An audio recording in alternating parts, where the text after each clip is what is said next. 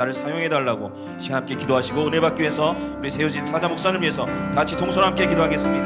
할렐루야. 아버지 하나님 감사합니다. 오늘 사랑하여 주셔서 하나님 우리를 구원하여 주셔서 하나님 우리에게 귀한 직분을 허락하여 주시고 삶을 감당할 수 있는 은혜를 베풀어 주시여 감사합니다. 2026년에도 우리에게 다시 한번 기회를 주셔서 하나님이 사명을 주셨사오니 하나님의 사명을 감당할 수 있도록 은혜를 베푸시고 성령의 충만을 도와주시고 하나님의 능력을 공급하여 주셔서 아버지 교회를 세워나가는데 이 나라를 세워나가는데 아버지 교회를 사용하여 주시옵소서. 오늘도 은혜 받기를 원합니다. 주님 만나기를 원합니다. 하나님 주님 경험하며 돌아갈 수 있도록 도와주시고 오늘도 아버지에서 주님의 말씀을 통하여 우리의 영혼 욕구수가 아버지 쪼개지게 하여 주시옵시고 새로운 주님의 그 은혜에 아버지 화답하며 영광 돌릴 수 있게 하실 수 있도록 하나님께서 인도하여 주옵소서. 오늘도 다윗의 목사님 역할때 붙잡아 주시고 아버지 말씀을 선포하실 때 성령의 기름 부으셔서 오늘도 선포하실 말씀을 통하여 아버지 하나님의 하늘의 역사가 일어날 수 있도록 도와주시고 그런 은혜 되는 귀한 시간 될 수 있도록 하나님께서 역사하시고 인도하여 주시옵소서.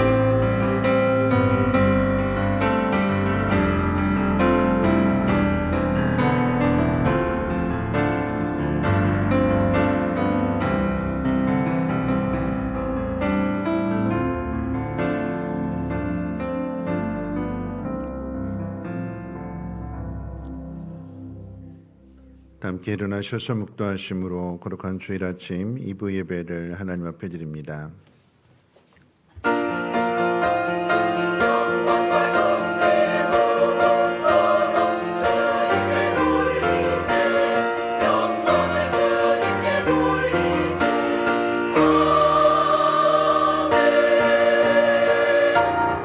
내가 여호와께 바라는 한 가지 일, 그것을 구하리니 곧 내가 내 평생에 여호와의 집에 살면서 여호와의 아름다움을 바라보며 그의 성전에서 사모하는 그것이라.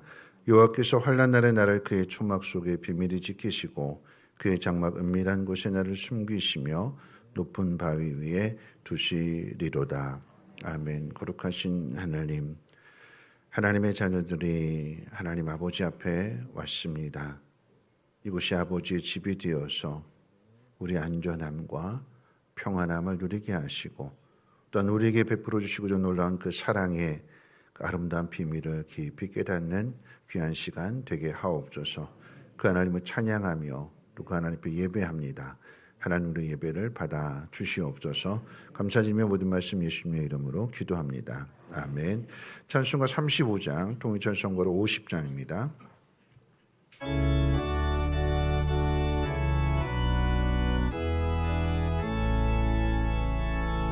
큰 영화로신 주 이곳에 오셔서 이 모인 자들로 주 백성 삼으사 그 중에 항상 계시고 그 중에 항상 계시고 큰 영광 나타내소서. 이 백성 기도와 또 예물 드림이 향내와 같으니 곧 받으옵소서. 주 예수 크신 복음을 주 예수 크신 복음을 만 백성 듣게 하소서.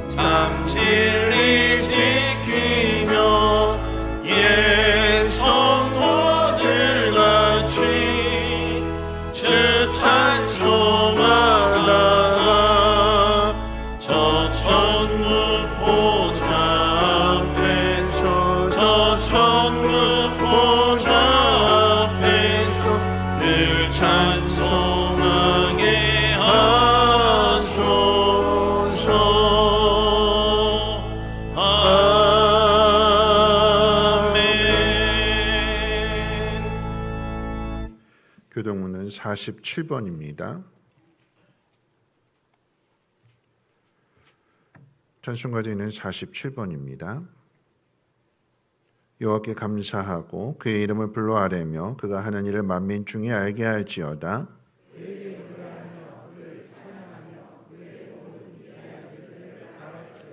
그의 거룩한 이름을 자랑하라. 여호와를 구하는 자들은 마음이 즐거울지로다.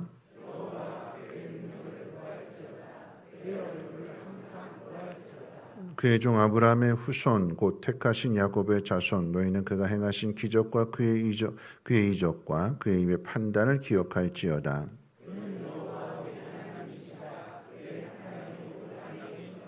그는 그의 언약 곧 천대에 걸쳐 명령하신 말씀을 영원히 기억하셨으니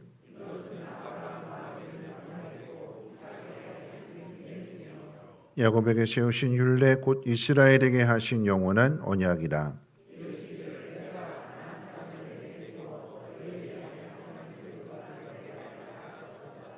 아멘. 저도 신경으로 신앙을 고백합니다. 전능하사 천지를 만드신 하나님 아버지를 내가 믿사오며 그 외아들 우리 주 예수 그리스도를 믿사오니 이는 성령으로 잉태하사 동정녀 마리아에게 나시고 본디오 빌라도에게 고난을 받으사 십자가에 못 박혀 죽으시고 장사한 지 사흘 만에 죽은 자 가운데서 다시 살아나시며 하늘에 오르사 전능하신 하나님 우편에 앉아 계시다가 저리로서 산자와 죽은 자를 심판하러 오시리라. 성령을 믿사오며 거룩한 공예와 성도가 서로 교통하는 것과 죄를 사하여 주시는 것과 몸이 다시 사는 것과 영원히 사는 것을 믿사옵나이다. 아멘. 함께 앉으셔서 찬송가 491장 통일찬송으로 543장 찬송 후에 김학복 장로님 기도해 주시겠습니다.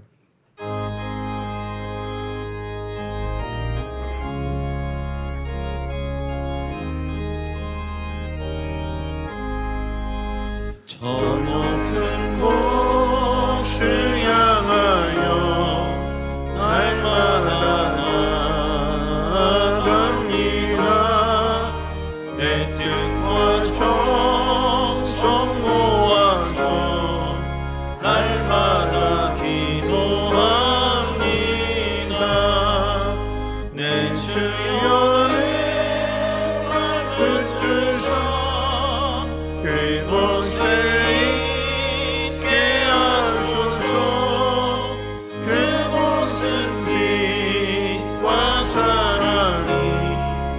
언제나 넘치옵니다.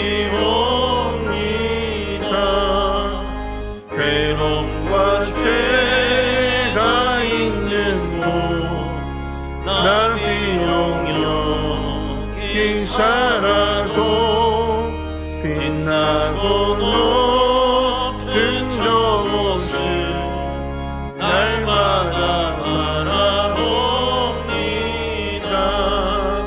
내 주여 그곳에 있게 하소서. 그곳은 빛과 사랑이 언제나 넘치옵니다. 의심의 안개 거치고 근심의 구름 없는 곳 기쁘고 참는 평화가 거기만 있사옵니다. 내 주여 내 맘을 뜻어 그곳에 있게 하소서. 그곳은 빛과 사랑이 언제나 넘치옵니다. 험하고 높은 이 길을 싸우며 나아갑니다. 다시금 기도하오니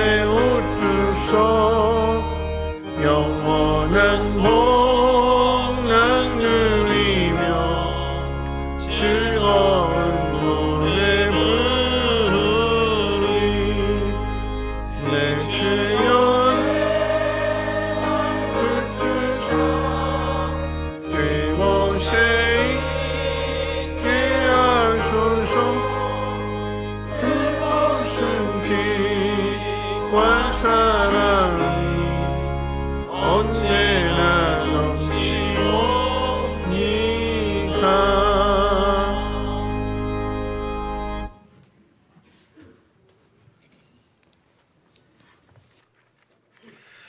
함께 기도드립니다. 우리의 생사화복의 주관자이시며 살아계셔서 역사하시는 주여 하나님, 그 크신 은혜와 한없는 사랑에 감사드립니다. 2025년을 주의 인도하심으로 무사히 보내게 하시고 새날 새 아침 2026년을 허락하시고 넷째 주일을 맞이하여 주의 성전에 나와 찬양과 기도와 말씀으로 맞이하며 예배에 임하게 하시니 감사드립니다. 이 시간 오직 신령과 진정으로 주께 드리는 예배가 되게 하시고 주의 영광만 나타나는 은혜의 시간이 되도록 인도하여 주옵소서.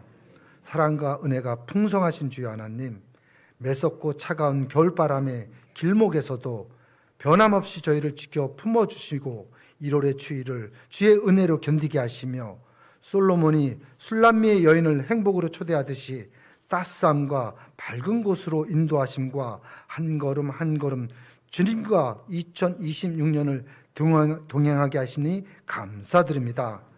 주의 동행함에 곧 따스한 봄날이 우리 곁에 찾아오고 겨울에 메마른 땅이 봄에 물된 동산같이 주의 사랑으로 회복의 역사가 있음을 믿습니다.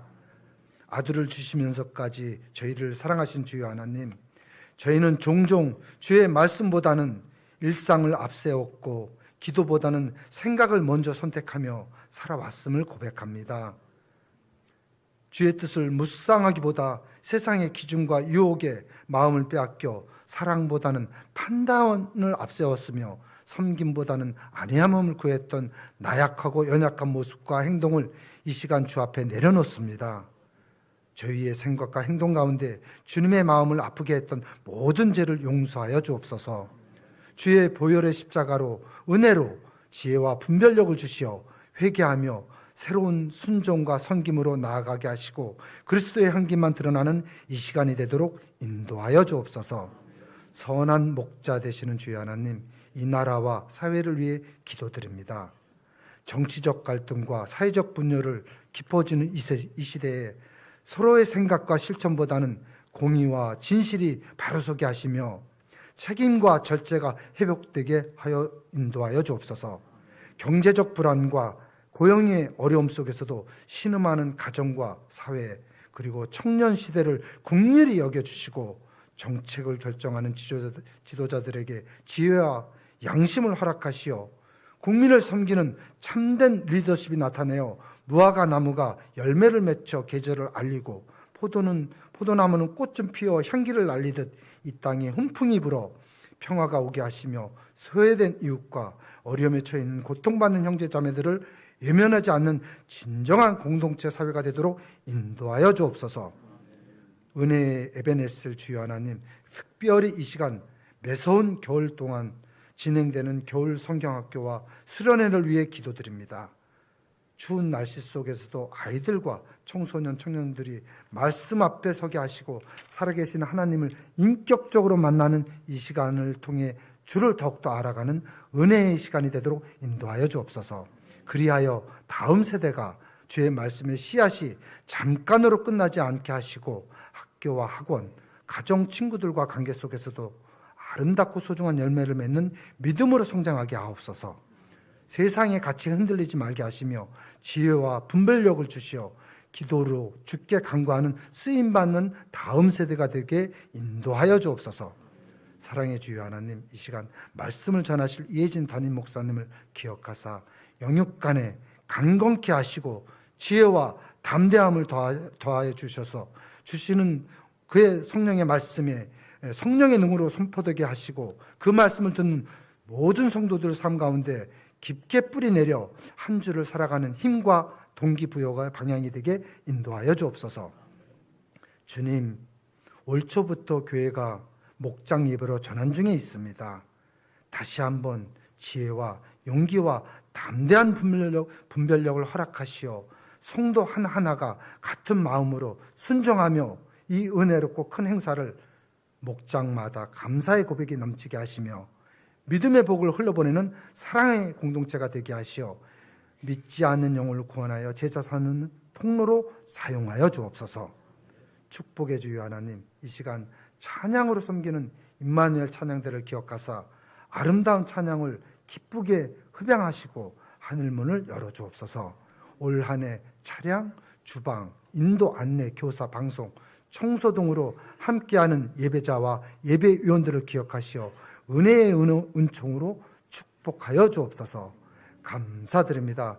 지금도 살아계셔서 우리를 위해 일하시는 주 예수 그리스도의 이름으로 기도드립니다. 아멘.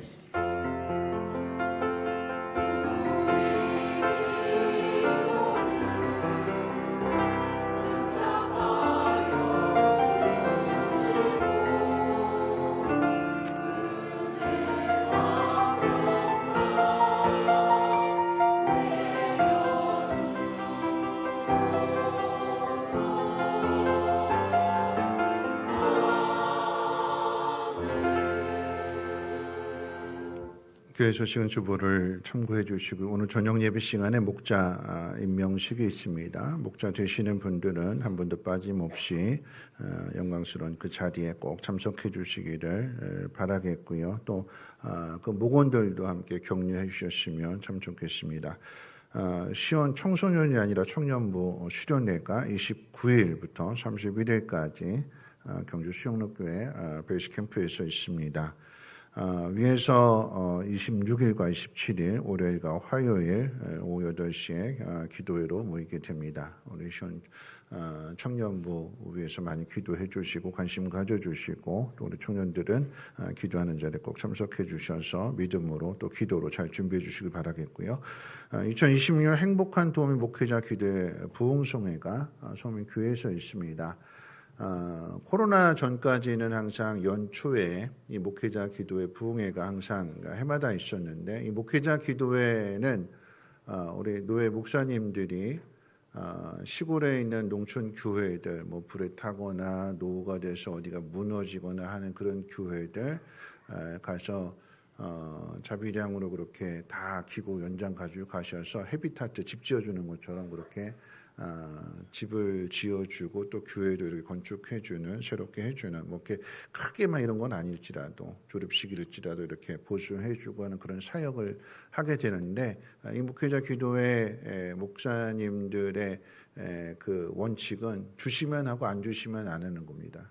하나님 주시는 대로 그렇게 한다고 할 때에 그 주시는 것이 바로 이 목회자 기도의 그 부흥회 때 여러분들이 작정해 주시고 또 이렇게 헌금해 주시는 그것이 1년 예산이 되는 거예요. 그걸 가지고 노회 전체 연합으로 모여서 이렇게 하는 행사에 여러분 많은 관심들 가져주시고 농촌 교회를 살리는 그 일에도 많은 힘을 보태주셨으면 감사하겠습니다. 다음 주 주일 저녁부터 월화 수요일까지 4일 동안 저녁 집회 있다는 것 꼭 기억해 주시기를 바라겠고요. 말씀으로는 백석 총회장님이신 김동기 목사님 오셔서 말씀을 전해주십니다. 오늘 2부 예배 후에 당회로 모이겠고요. 가정과 또 사업장 신년 신방 위에서도 관심 가져주시고 원하시는 날짜에 신청해 주시기를 바라겠습니다. 2부 예배 후 식사 후에 차원행은 1시부터 시작이 됩니다. 금요밤 기도회 목장 모임으로 이제 본격적으로 이번 주부터 이제 실시가 되는데 꼭 목장 모임 가져주시고 또 그 안에서 함께 서로 기도하는 공동체로 만들어 가주시기를 바라겠습니다. 오늘 점심은 김선희 권사님 가정에서 준비를 해주셨습니다. 손주 돌 맞이했다고 해가지고 할머니가 3일 동안 한우 머리 사다가 소머리국을 이렇게 만드시라고 애쓰셨어요. 제가 금요일 날 그 고운 국물을 김이 상궁이라서 간을 봤는데 금요일 날 먹었는데도 맛있더라고요. 근데 하루도 푹 구웠으니까 24시간 푹 가마솥을 구웠으니까 더 육수가 더 진하고 맛있을 것입니다. 맛있게 음식 드시고 두 아이를 위해서도 관심 가져주시고 기도해 주셨으면 감사하겠습니다. 주보에 나와 있지 않습니다만 또 김견 우리 이미진 집사님 가정에서 둘째 설인이 100일을 맞았다고 또 이제 떡을 준비해 주셨어요. 나가실 때 이것은 하나씩 받아가시면 되겠습니다. 오늘 이제 등록한 할 분이 두 분 계십니다. 3주 동안 저와 함께 같이 만남을 가졌고 또 교제를 했고, 그래서 이제 두 분이 3주간의 과정을 거쳐서 이제 오늘 등록하시게 되는데, 잠깐 자리에서 일어나 주실까요? 우리 김순동 권사님이시고 또 유미 집사님이신데, 네, 사정이 있으셔서 이제 우리 교회로 등록하시게 되셨습니다. 잠깐 기도하겠습니다. 참으로 좋으신 하나님 아버지 감사합니다. 하나님 뜻과 섭리 가운데 또 하나님 교회로, 성민 교회로 그 발걸음을 인도해 주셨습니다. 그 마음을 하나님 치료해 주시고 회복시켜 주셔서 믿음의 뿌리를 잘 내림으로 인하여서 아름답고 풍성한 결실을 거두게 하시고, 이곳으로 보내신 하나님의 분명한 뜻인 줄 믿사오니 사명 찾는 그 발걸음 되게 하옵소서. 또 성민의 모든 권속들에게도 동일한 은혜를 베풀어 주셔서 이제 한 가족이 되었으니 서로 돌아보게 하시고 사랑과 선행을 격려할 수 있는 아름다운 믿음의 공동체가 되게 하옵소서. 먼저 온 사람, 나중 온 사람 구별하는 것이 아니라 한 가족이므로 사랑하는 믿음의 공동체 되게 하옵소서. 감사드리옵고 모든 말씀 예수님의 이름으로 기도합니다. 아멘. 네, 우리 함께 축복 속합니다. 당신은 소중한 사람, 당신은 소중한 사람, 주님이 찾으시는 그 한 사람, 그 어린 양, 당신을 축복합니다. 당신을 축복합니다. 주님의 사랑과 평안을 당신께. 네, 우리 사랑의 박수 하겠습니다. 잘 오셨습니다. 환영합니다. 축복합니다.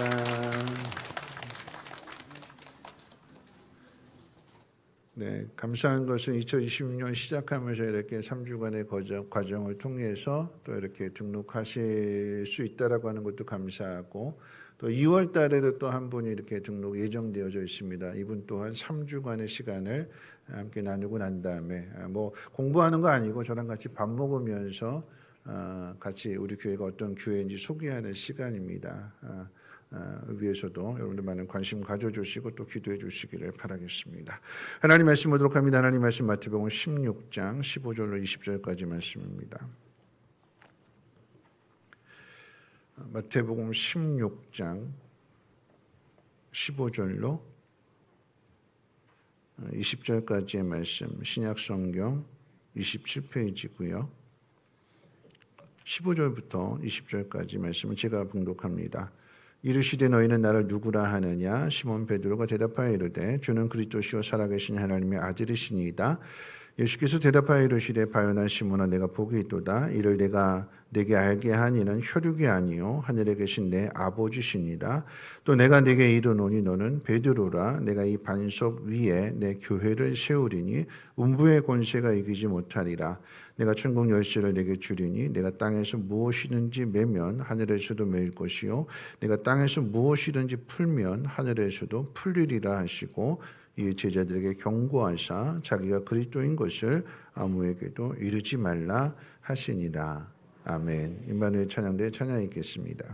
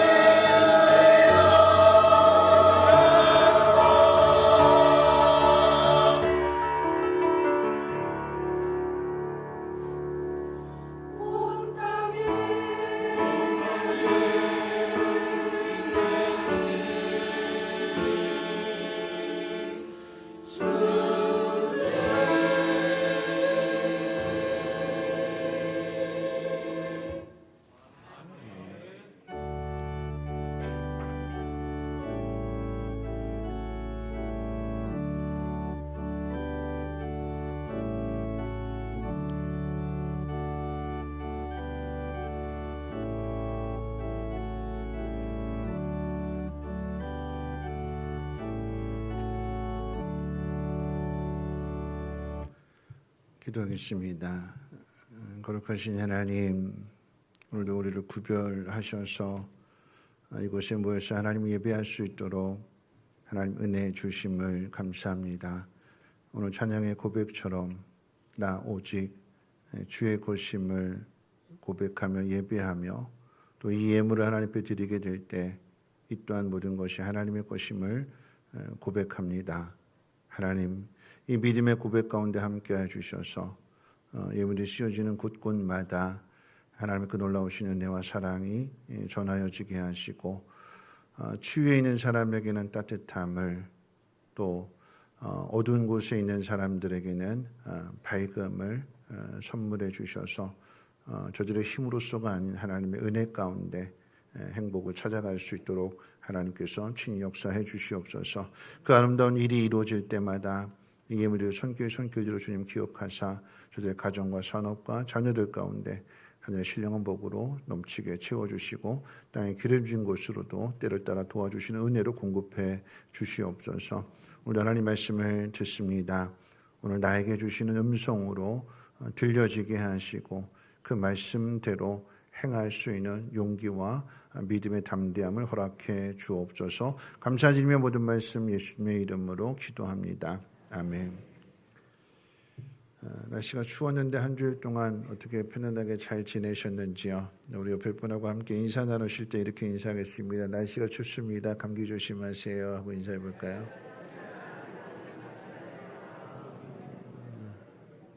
네, 한 번 더 인사하겠습니다. 날씨가 추워도 하나님은 여전히 당신을 따뜻하게 사랑하십니다 하고 인사하겠습니다.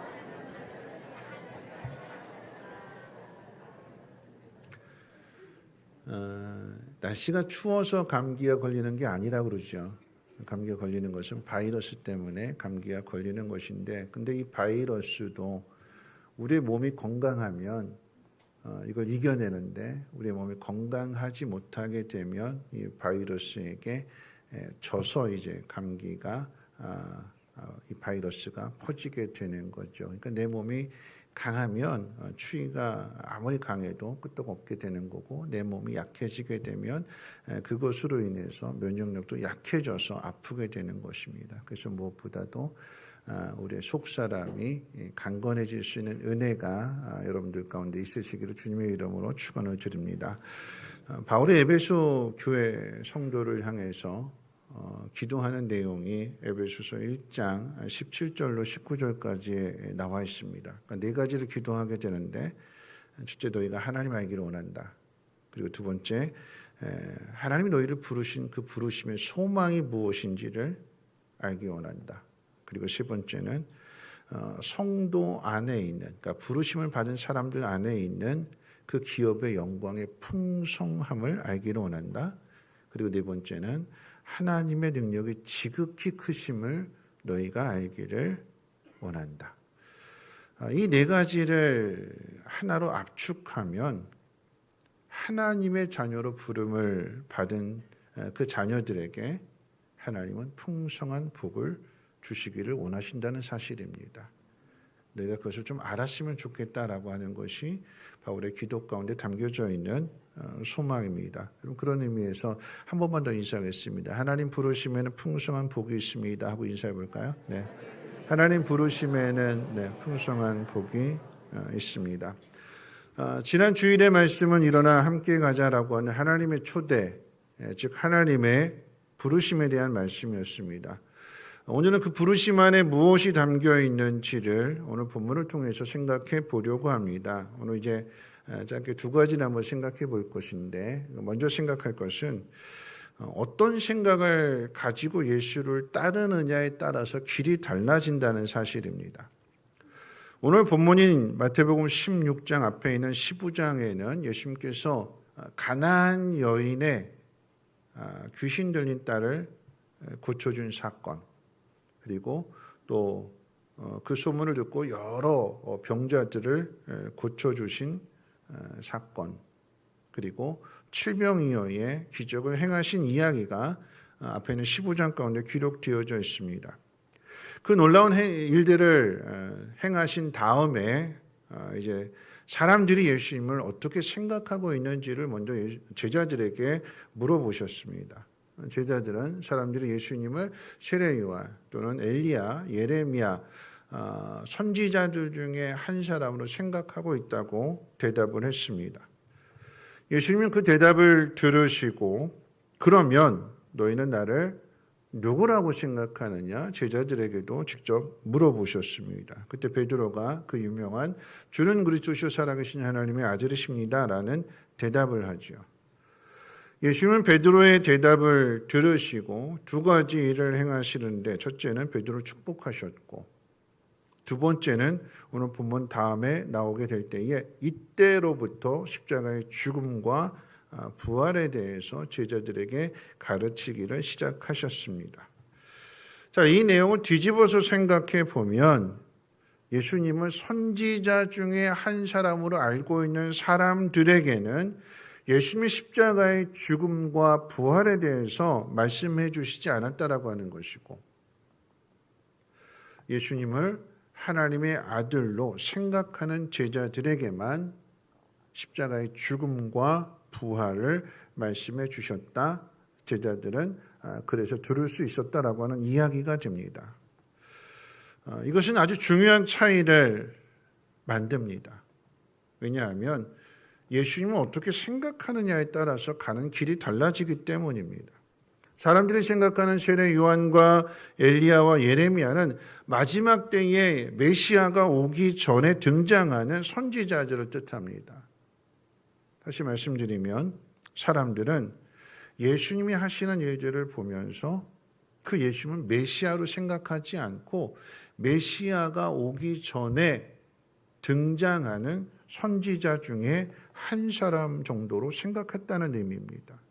그러니까 단지 여러 사람들 중에 한 사람이라고 생각하는 거죠.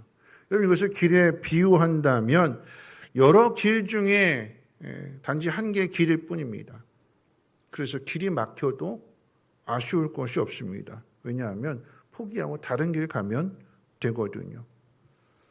어떻게든지 서울로 가면 된다. 서울로 가는 길이 다양하니까 그러니까 이 길이 막히게 되면 이 길 포기하고 다른 길 택해서 서울로 가면 된다라고 하는 그런 생각을 가지고 있는 거죠.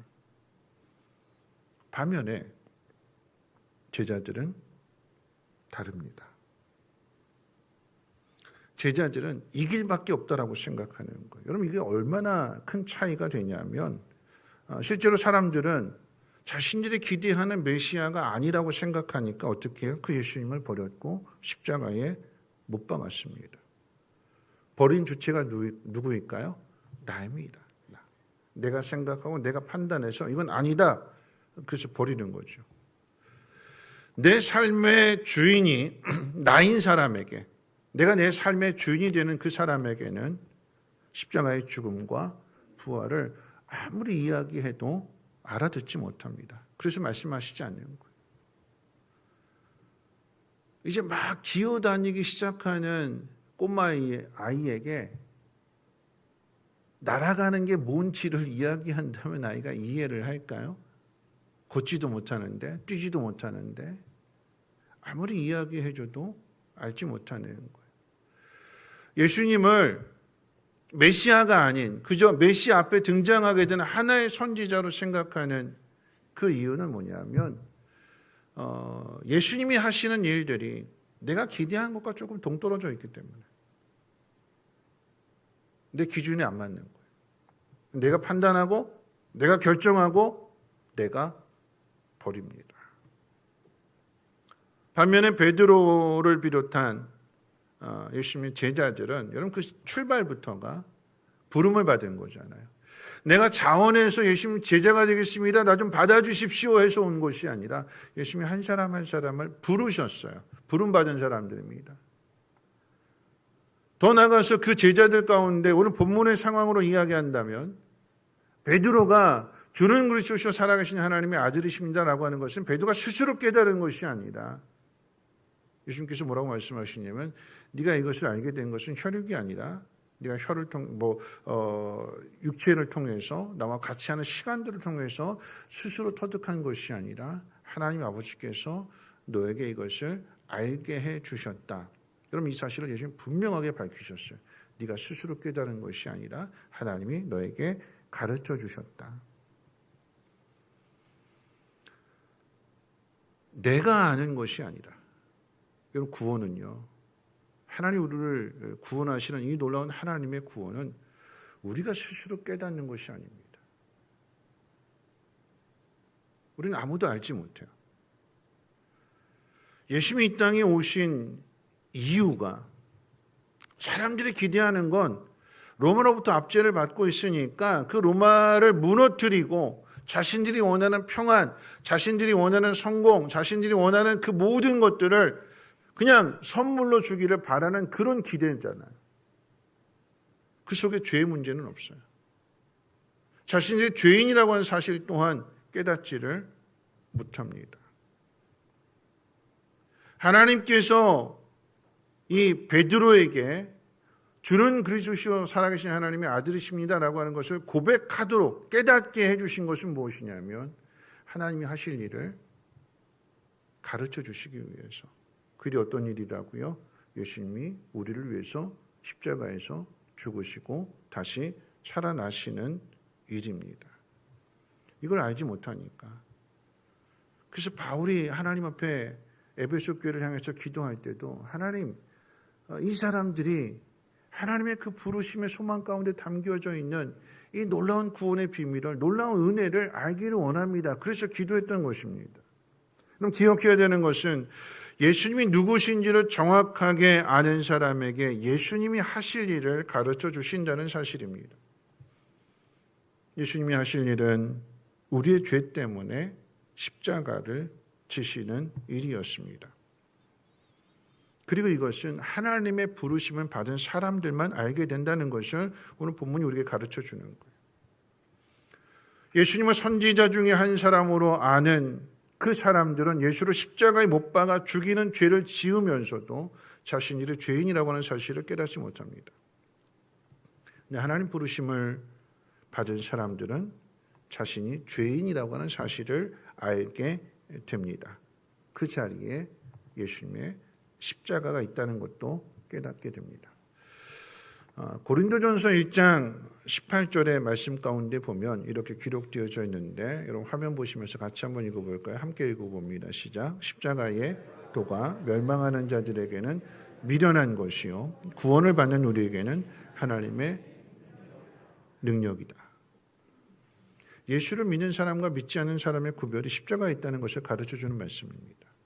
여러분, 이 구별은 교회 다니지 않는 사람과 교회 다니는 사람을 구별할 뿐만 아니라 교회 다니는 사람들 가운데에서도 여러분 십자가를 가지고 구별이 되는 거예요.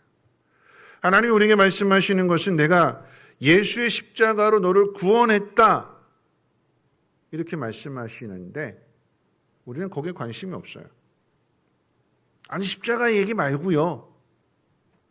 내가 어떻게 복을 받을 수 있는지, 내가 어떻게 하면 남들보다 더 건강하고 남들보다 더 높은 자리에 올라갈 수 있는지, 내가 어떻게 하면 내 노후를 편안하게 살 수 있는지 그걸 가르쳐 주세요. 또 그렇게 해 주세요. 우리의 생각이 다른 거예요. 하나님의 생각과 우리의 생각이 다른 거, 하나님 우리에게 기대하시는 것과 우리가 하나님 앞에 기대하는 것이 다릅니다. 우리가 시험에 드는 이유가 바로 우리가 하나님 앞에 기대하는 것이 다르기 때문에 시험에 드는 거예요.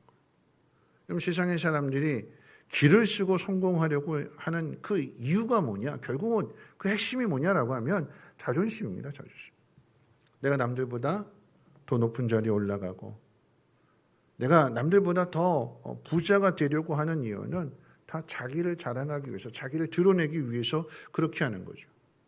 근데 그런 모습이 예수를 믿고 나서도 변하지 않습니다. 교회 다니기 전과 교회 다니고 난 다음에 차이가 있다면 그 차이가 뭐냐?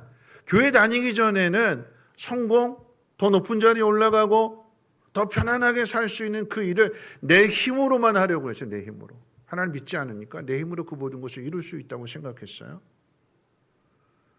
근데 예수 믿고 난 다음에도 이게 달라지지 않으면 그 차이가 뭐냐면 거기에 그냥 하나님만 더 들어오는 거죠. 그래서 살아보니까 내 힘으로 안 되어서 도움받아야 되는데 하나님 나 좀 도와주세요. 나 성공할 수 있도록, 나 건강하도록, 내 노후가 걱정 없이 편안하게 잘 살 수 있도록 하나님 나 좀 도와주세요. 내 욕심을 위해서, 내 삶의 목표를 위해서 하나님을 이용하는 거예요. 그 차이입니다. 그 차이. 하나님 우리를 왜 부르셨는가? 우리를 통해서 어떤 사람이 되기를 원하시는가? 또 어떤 일을 이루기를 원하시는가에는 관심이 없습니다. 교회를 다니는 게 10년, 20년, 30년이 되어도 달라지지 않아요. 이것 가지고 웃고, 이것 가지고 울고, 이것 가지고 시험에 들고, 이것 가지고 기뻐하게 되고. 그럼 신앙의 권태기라고 하는 게 있고 시험이라고 하는 건데, 이 신앙의 권태기와 시험이 왜 오냐면 내가 기대하는 게 있는데 이 기대하는 일들이 이루어지지 않게 될 때 이게 예수 믿는 게 맞나? 교회 다녀도 아무것도 달라지지 않네? 길이 다르니까, 바라보는 것이 다르게 되니까 이루어질 수 없는 것들을 자꾸만 생각하게 되고 엉뚱한 데서 찾고 있게 되니까 이게 신앙의 권태기가 오게 되고 시험이 들게 되는 거죠. 왜냐하면 그 자리에 십자가가 없기 때문에 그래요.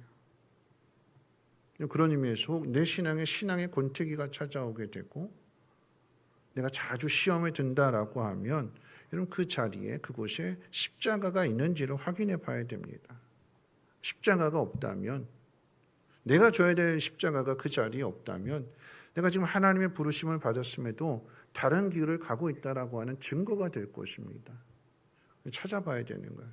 내가 지금 고민하는 이 자리, 내가 시험에 든 이 자리에 십자가, 내가 져야 될 십자가가 있는가? 만약에 십자가가 보이지 않는다면 어떻게 해요? 하나님 나에게 맡기신 그 십자가를 다시 찾아야 되는 거고 그 길을 가야 되는 거죠.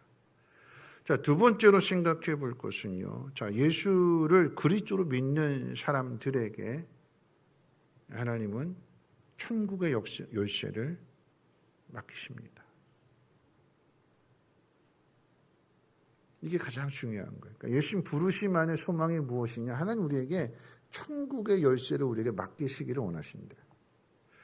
예수님 베드로의 고백을 들으시고 베드로를 축복하셨는데 18절, 19절 말씀 같이 한번 읽어볼까요? 오늘 본문 18절과 19절 함께 읽어봅니다. 시작. 또 내가 내게 이르노니 너는 베드로라. 내가 이 반석 위에 내 교회를 세우리니 음부의 권세가 이기지 못하리라. 내가 천국 열쇠를 내게 주리니 내가 땅에서 무엇이든지 매면 하늘에서도 매일 것이요 내가 땅에서 무엇이든지 풀면 하늘에서도 풀리리라 하시고. 여러분 교회가 무엇이냐? 여러분 잘 기억해 보십시오.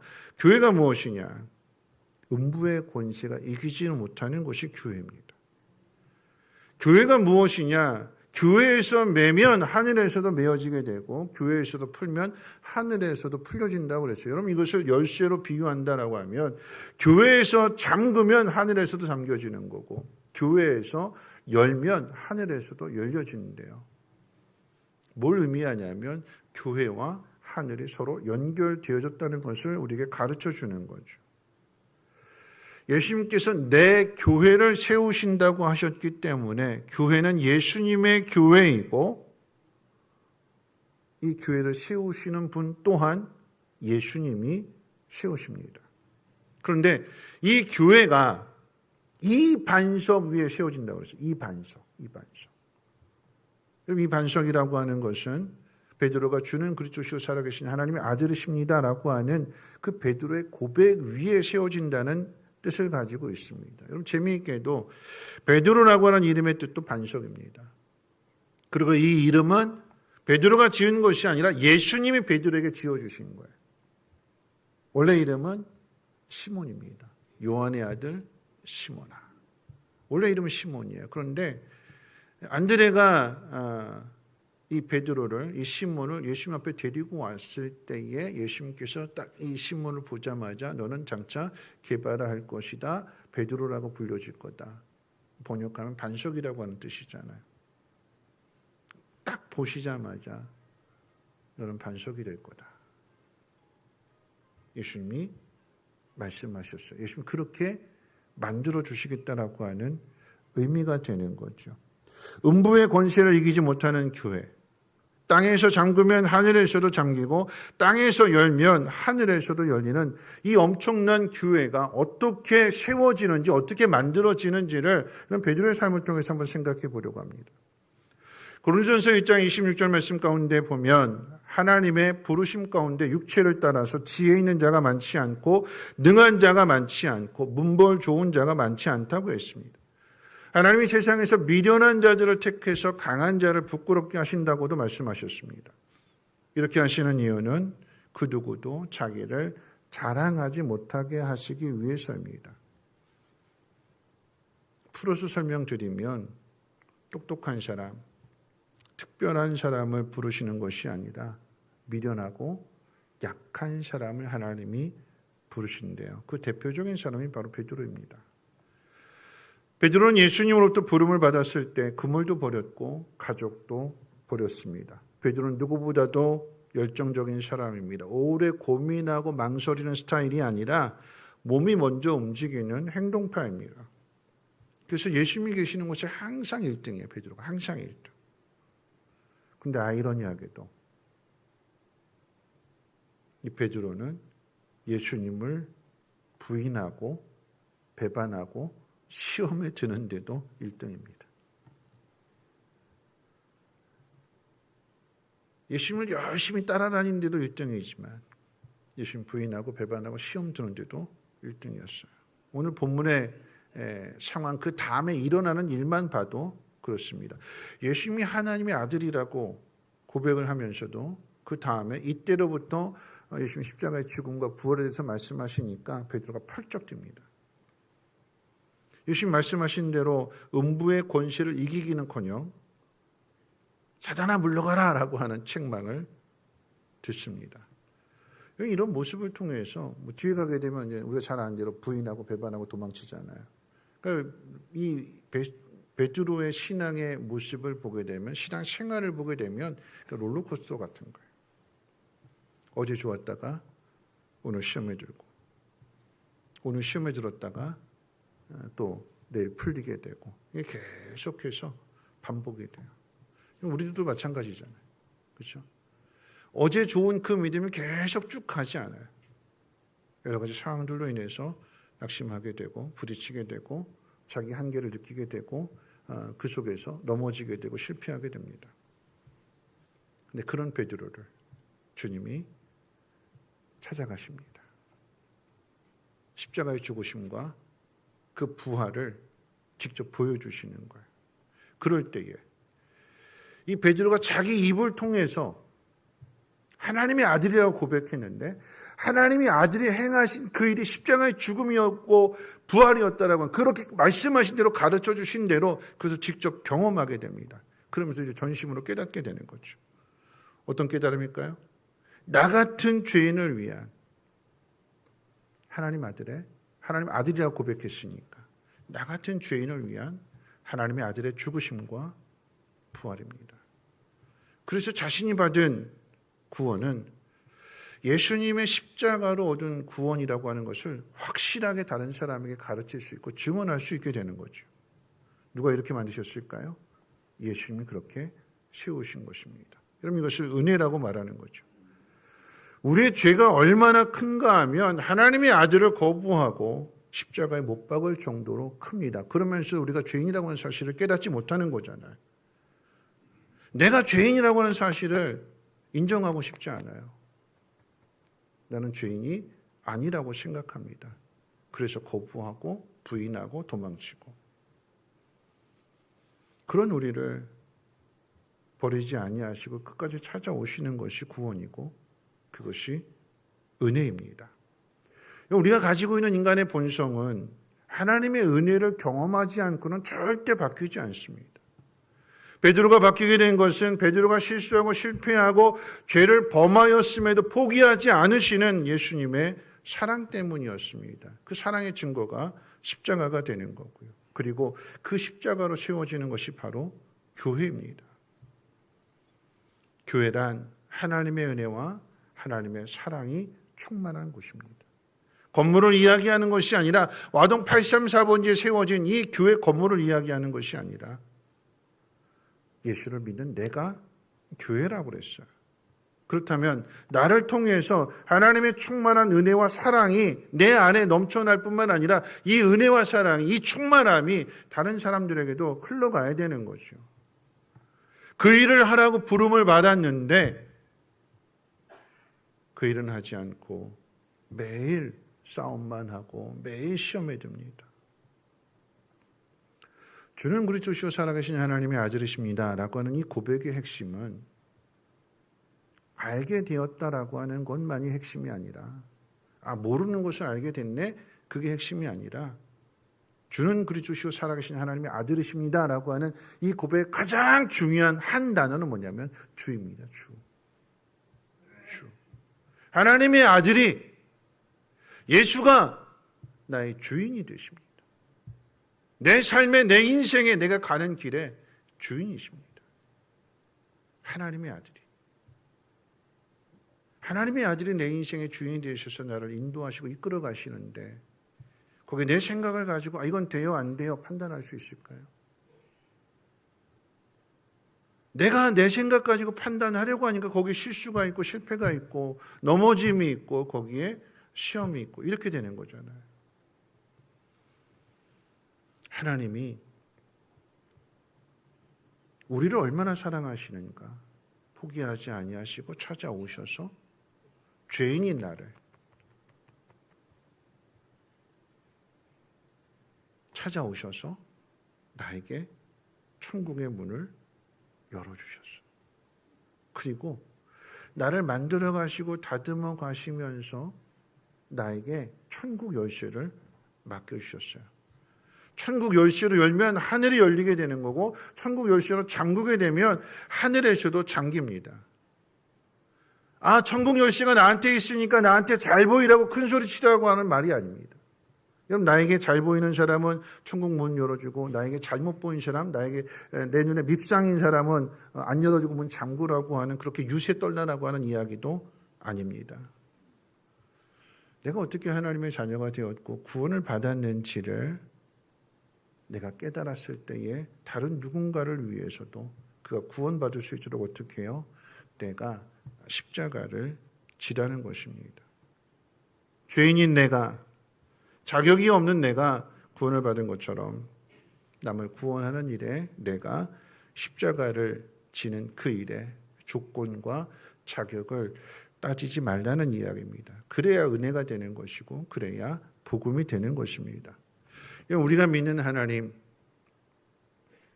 우리 아버지가 되시는 하나님은 햇빛과 비를 악인과 의인에게 똑같이 주신다고 그랬어요. 안 믿으니까. 안 믿는 사람들에게는 해를 가려주시고 믿는 사람들에게는 해를 주시는 하나님이 아니라 안 믿는 사람들에게는 비를 안 줘서 농사지은 모든 거 다 망하게 하시고 예수 믿는 사람들에게는 비를 주시는 분이 아니라 똑같이 주신다. 똑같이. 가뭄을 주셔도 똑같이, 비를 주셔도 똑같이, 햇빛을 주셔도 똑같이. 하나님의 위대하심은 그 하나님의 넉넉함 가운데 있습니다. 똑같이 주세요. 똑같이.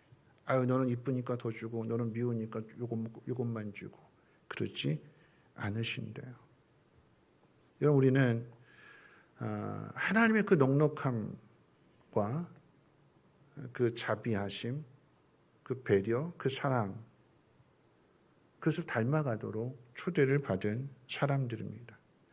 인간의 본성 안에 있는 이기심, 타인에 대한 질투, 하나라도 더 가지려고 하는 그 욕심에서 벗어나서 남을 배려해주고 사랑해주고 길을 열어주는 사람으로 초대받고 부르심을 받은 사람들입니다. 그렇게 살아갈 때에 거기에 신앙의 참된 기쁨이 있고 신앙의 성장과 성숙이 있습니다. 이 일을 우리의 노력으로 또 힘으로 이루려고 한다면 베드로처럼 실수하고 실패하게 될 것입니다.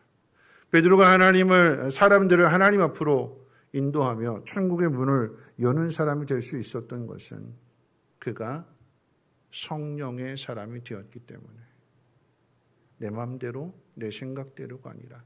그래서 예수님께서 뭐라고 말씀하셨냐면 베드로에게 예언하셨는데, 네가 저는 네 마음대로 다녔지만 이제는 남이 너를 이끌고 가는 대로 가게 될 거다.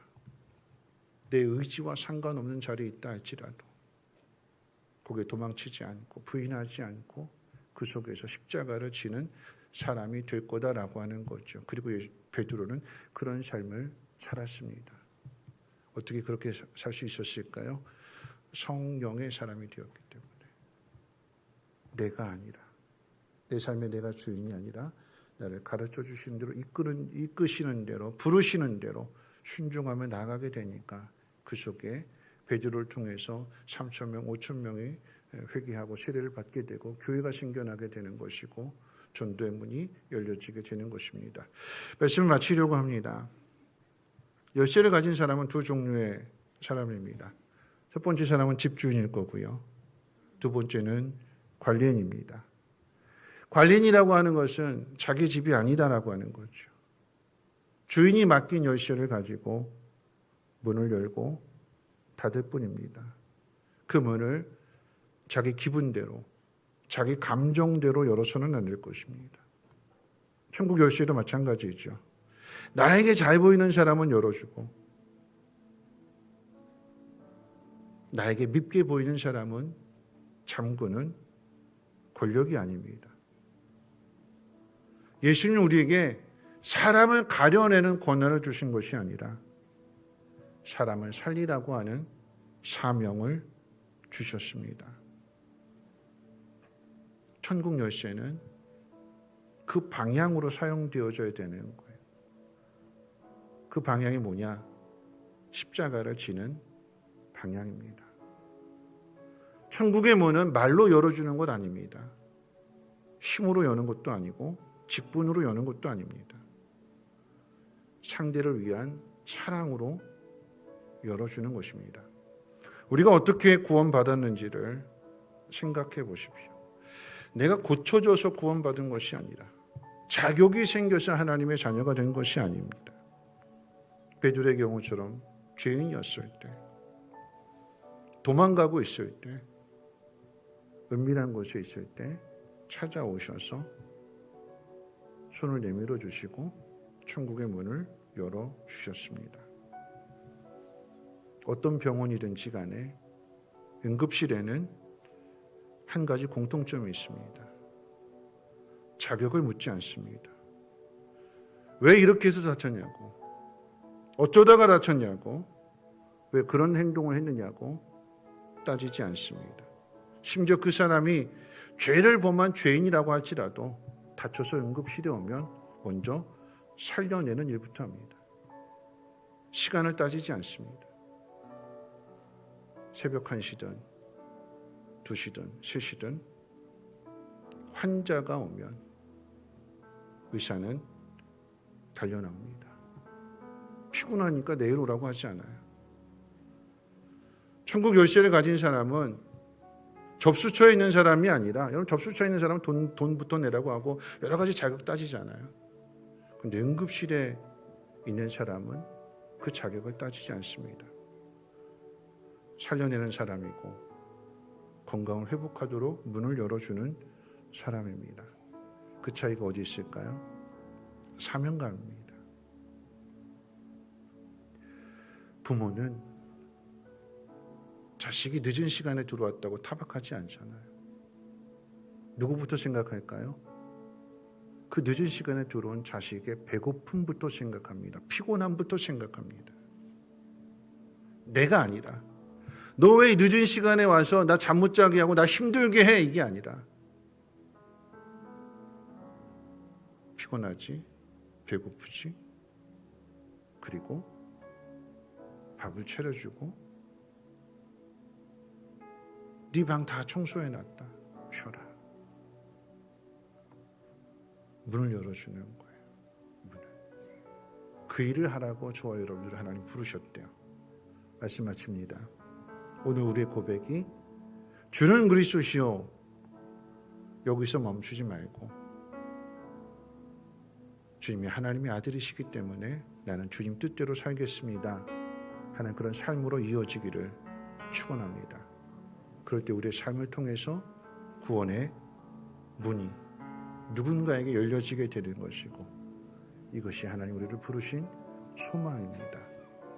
이 소망 가운데 살아갈 수 있는, 그리고 그 기쁨을 맛볼 수 있는 우리 모두가 되시기를 주님의 이름으로 축원합니다. 우리 함께 일어나셔서 하나님의 부르심 함께 찬양하고 기도하고 축도로 마칩니다. 하나님의 부르심에는 후회하심이 없네. 내가 이 자리에 선 것도 주의 부르심이라.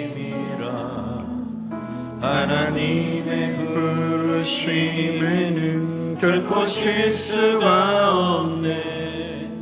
나를 부르신 하나님의 신실하심을 작은 나를 작은 나를 부르신 뜻을 나는 알 수 없지만 오직 감사와 순종으로 주의 길을 가리라. 때론 내가 연약해져도 주님 날 도우시니 주의 놀라운 그 계획은 나를 믿으며 살리. 날 부르신 뜻 내 생각보다 크고 날 향한 계획 나의 지혜로 측량 못하나 가장 좋은 길로 가장 완전한 길로 신실하신 주를 찬양해. 날 부르신 날 부르신 뜻 내 생각보다 크고 날 향한 계획 나의 지혜로 측량 못하나 가장 좋은 길로 가장 완전한 길로 진실하신 주를 찬양해. 오늘 말씀 생각하면서 함께 기도했으면 좋겠습니다. 하나님, 나를 누군가에게 천국의 문을 열어주는 사람으로 나를 부르셨습니다. 이 놀라운 부르심, 그리고 이 소망 앞에 내 생각을 버리고 내 판단을 버리고 성령의 이끄심을 따라 순종하게 될 때에 참된 기쁨을, 그리고 그것이 아름다운 열매를 맺게 될 것이고, 그 사람이 기뻐하는 것이 나한테 기쁨이 되는 거죠. 이것을 하나님 우리에게 직접 만들어 가신다고 하셨기 때문에 사람에게 기대하지 마시고 나를 부르신 주님이 나를 만들어 가신다. 우리가 할 수 있는 것은 순종밖에 없는 거죠. 오늘 이 시간 기도하게 될 때, 하나님, 내가 누군가에게 천국의 문을 열어주는 사람이 되게 하시고, 아무리 피곤해도 아무리 힘들어도 이것이 나에게 맡기신 사명이라고 하는 것을 깨닫게 될 때 거기에 하나님 주시는 위로와 큰 기쁨이 넘치는 삶을 살아가게 달라고 우리 함께 통수 오늘 하나님 앞에 기도합니다. 사랑 많으신 하나님 아버지, 감사합니다. 오늘 하나님 말씀을 듣습니다. 주는 그리스도시요 살아계신 하나님의 아들이십니다. 하나님의 아들이심이 믿는 자들마다 그 하나님의 아들을 주인으로, 나의 왕으로 받아들이고 섬기며 순종할 수 있는 그런 삶이 되어지게 도와주시옵소서. 그럴 때 하나님, 나를 부르신 소망이 무엇인지를 깨닫게 될 때에 천국의 열쇠를 맡겨주시고 천국의 문을 열어주는 관리인으로, 그 문지기로 하나님 우리를 사용해 주십니다. 하나님, 누군가에게 천국의 문을 열어줄 수 있는 기쁨으로, 감사함으로 그 문을 열어주게 될 때 그도 기뻐하고 나도 함께 기뻐할 수 있는 그 기쁨을 누린 우리 모두가 되게 도와주시옵소서. 신앙의 권태기에서 벗어나게 하시고 우리가 걸어가는 그 길이 주님 원하시는 길이 되게 하시고 성령 충만한 길이 되어지게 도와주시고 십자가를 지는 길이 되어지게 도와주시고 구원의 열매가 맺어지는 그 길이고 또 더 나아가서 하나님 나라에서 상 받는 길임을 하나님 깨닫게 주시옵소서. 힘들고 어려울지라도 그때그때마다 다시 일으켜 세워주시고 사명 감당할 수 있는 기름 부음 받은 사람들 되게 주시옵소서. 감사드리며 예수님의 이름으로 기도합니다. 이제 말씀을 들었으니 삶의 자리로 나가십시오. 부르심의 소망을 따라서 누군가에게 십자가를 지고 천국의 문을 열어주는 기쁨의 사람이 되십시오. 그가 기뻐할 때 여러분은 기뻐할 것이고 여러분이 기뻐하게 될 때 하나님은 더욱 기뻐하실 것입니다. 이제는 우리 주 예수 그리스도의 무한하신 은혜와 하나님의 그 크신 사랑하심과 성령님의 감화 감동 충만 보호 역사하심이 하나님 부르심의 소망을 따라 살아가기로 다짐하고 결단하는 사랑하는 주의 백성들 머리머리 위에와 가정과 하는 모든 일과 특별히 자녀들 위해 성민교회 성민쉼터 성민유치원 이 나라의 민족과 북한 땅과 전 세계 위에 이제로부터 영원토록 항상 함께 있을지어다. 아멘.